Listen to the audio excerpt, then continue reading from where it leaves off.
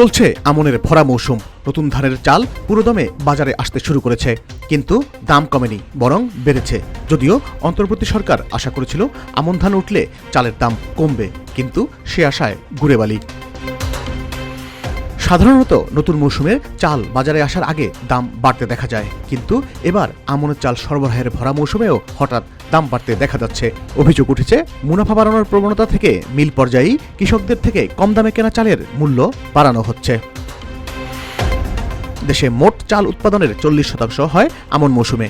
চলতি আমন মৌসুমে প্রায় 1,71,68,000 টন চাল উৎপাদনের লক্ষ্যমাত্রা হাতে নিয়েছিল কৃষি সম্প্রসারণ অধিদপ্তর। সরকারি হিসাব বলছে এবছর আমনের উৎপাদন আগের সব বছরের রেকর্ডকে ছাড়িয়েছে। বাজারে আমনের চাল সরবরাহ হচ্ছে ডিসেম্বরের শুরু থেকেই। রেকর্ড উৎপাদনের দাবি করা হলেও বাজারে এখন আকস্মিকভাবেই দাম বেড়েছে চালের।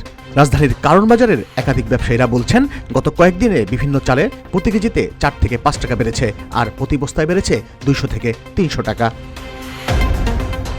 চালের দাম বাড়লে তার প্রভাব দেশের মানুষের উপর বেশি পড়ে। চলতি অর্থবছরে এখন পর্যন্ত চাল আমদানি করেনি সরকার। 2022-23 অর্থবছরে দেশে প্রায় 10,56,000 টন চাল আমদানি হয়। গত নভেম্বরে মোটা ও মাঝারি আকারের চালের দাম কিছুটা বাড়লেও তার ডিসেম্বরে কমে আসে।